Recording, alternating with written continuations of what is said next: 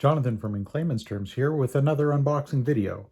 Now, I'm going to apologize in advance for the odd way this one is shot. I wanted to show the iPhone 12 Pro Max next to my iPhone 10. I usually use my iPhone 10 or I will be using the iPhone 12 Pro Max, which I'm actually using for this video for filming. So I went to my iPad Pro. Not a bad camera at all, and you actually see it's decent quality. My setup, though, was a little poorly chosen. So the angle's a little weird. It looks a little off. So I do apologize in advance. I'm going to show you that footage now and take you through the unboxing. And then I want to talk about my experience with the iPhone 12 Pro Max to date. I actually had to pick up a new stand for it because my old stand was too small. This phone is a beast, but let me show you the video and we'll talk about more afterwards. All right, welcome to a slightly awkward unboxing video. I'm actually filming this on my iPad Pro in order for us to be able to do a size comparison between my iPhone 10 and brand new iPhone 12 Pro Max. Now, the video camera on the iPad is actually feels very zoomed in. But yeah, we'll do what we can, and yeah, we'll give it a try and see how it turns out. But anyway, we'll be unboxing the iPhone 12 Pro Max. We've got the leather case and the MagSafe charger. So let's actually start with the case. Now, this is as usual, it is a partial unboxing. I have actually already opened the phone in order to get the screen protector put on because I do really enjoy protecting my screens because I have a habit of scratching them otherwise. So that's the leather case. This is a much bigger phone than I'm used to. I really took a chance on liking this phone because it's a very different style than they've had in the past. I don't know why there's all the paper. There we go. So it's a very different style phone. It's very reminiscent of the iPhone 4 and the 4S. So very square. And from what I understand, it's a little heavier than one would normally expect. So this is the leather case. You can see the ring where the magnets are for the MagSafe charging. And it's nice. It's we'll see how well it clicks on the phone, all the ports, but it seems to be very good quality. We'll give the glass back a little bit of protection. And so we'll put that to the side for now. Now we'll open up the MagSafe charger. So conceptually, I love this. There's a little controversy with wireless charging coming out about it's environmentally friendly or unfriendly. Something I'll need to research going forward, but I think as a replacement to my already wireless charging, I believe this one's more efficient anyway. And we'll see how well this sticks to the back of the leather case. There we go. Open this up. And pretty simple USB-C plug. And I actually have the USB-C plug from my iPad that I'll actually use to plug this in.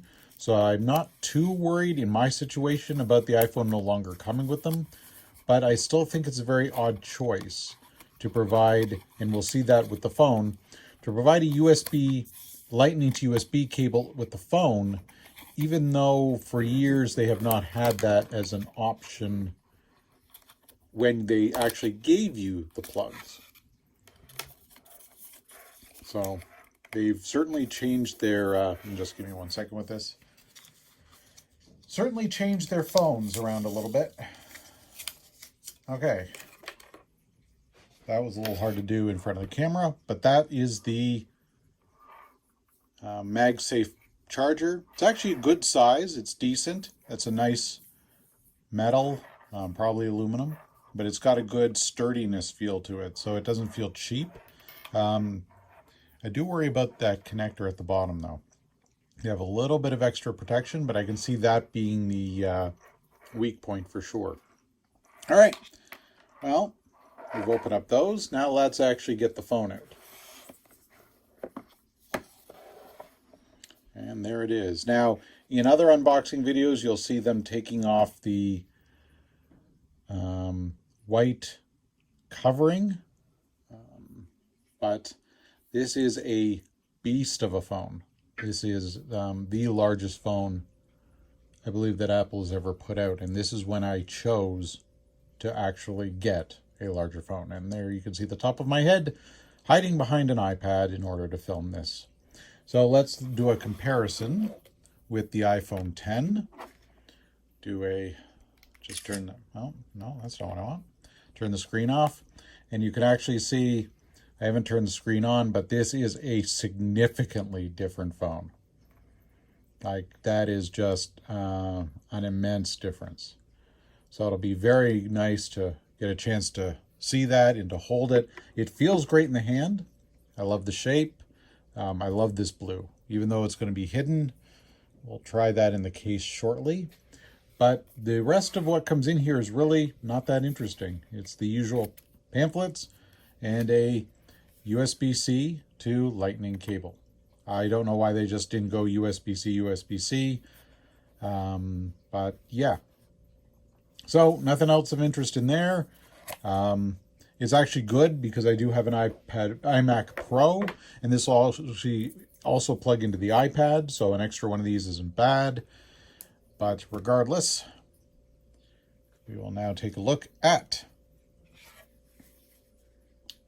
the case.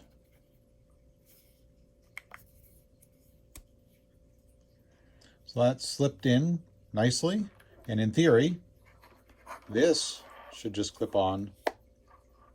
That's actually not too bad. I've seen people holding it up, but that is a solid connection. All right, so that is the unboxing. And I'm actually wondering why this is not, normally these things power on much sooner than this. So that's actually a little worrying. Well, we're going to see if we can get this to power up, which, you know, it's always a good thing when that does happen. If I got a dead, oh, there we go. All right, so powering up. Always a good sign. So I'm going to do the phone transfer, get some time with this. It feels really good in the hand. I can see why people are like, one-handed might not be the most fun thing in the world, but this is a massive, massive device. And for, I'll write some reviews I write some comments as I go forward and let you know how I feel about using this after a little while. But thank you for watching through a slightly awkward bit of filming. One of the things I'm going to love about this is its new cameras. We'll try that out in a couple of videos. And also look for a video of me talking about the Mac OS upgrade, Big Sur. A lot of great things about that. Nothing revolutionary, but they've made some critical improvements that make it much better to work with. But anyway, that's the iPhone 12 Pro Max. So, as you can see, the video was not really ideal when it comes to filming, but at least you get an idea of the size of the phone. So far, I am not regretting the choice. I've had to replace the tripod I use for filming. So right now it's a handheld tripod. It's actually a better tripod than I had before, at least for handheld, hopefully for standing on a desk later when I try that out as well. So not a big expense. It cost me $30, this new tripod. So not a huge thing. It fits in my pocket. It will not probably fit in my belt case, but I may need to actually start using that for a work device in the future anyway. So, you know, not the end of the world there. So it's not a phone that's so big I find it unusable. I'm certainly enjoying the screen size. Visually speaking, it is a lot easier to use. It is harder on the hands, especially typing, but swipe keyboard is so much easier to use in the Pro Max than it was on my iPhone 10. So for me, that is a thing I may switch to anyway, because I'm someone who suffers from repetitive strain. Typing on a phone is repetitive strain. Swipe keyboard is a lot less of an issue. So I'm going to keep talking about how the swipe keyboard affects my repetitive strain versus how typing with thumbs on a cell phone keyboard in a traditional holding pattern works. Is the iPhone 12 Pro Max worth the extra cost over the iPhone 12 Pro? Probably not, unless you want the bigger phone. Aside from a few camera tweaks, it really is all about the bigger camera. Now, I'm filming this part on the selfie camera, so I can see myself and all of that.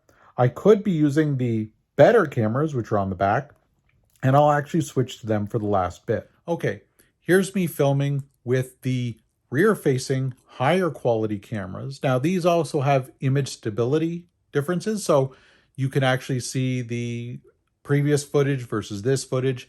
I am sure this footage looks a lot better. The trouble is, it's a little harder to frame when you're working alone. And right now I'm filming these alone. And that may change, but I think I'll probably stick to actually putting the stand on a flat surface so you get less of the movement in future videos. So I'm going to work on my setup, try to improve that a little bit. I think these cameras are just fine. Filming at 4K should be all I need for YouTube for the foreseeable future anyway. But yeah, so that's my iPhone 12 Pro Max unboxing and discussion. For me, I think it is the right phone choice, but I don't think it's for everyone. I think get to the Apple Store, book an appointment so that you can get in easier, and hold the phone. Because seriously, it's a much heavier phone with the stainless steel, but it's a beautiful phone. I love the style. It so reminds me of the iPad Pro or the old iPhone 4, which I love that phone style. So love the phone, love the style. I think it's brilliant. I think for me, it's going to be right, but it is a huge difference over previous phones. And also remember, the iPhone 12 and 12 Pro have a larger screen than the iPhone 10. So if you're used to that size phone, you're still looking at a bigger screen moving to the base units. But anyway, give it a try, and put any questions or comments in the comments of the video, and I'll be happy to answer them in a future video. Thanks a lot. Have a great day.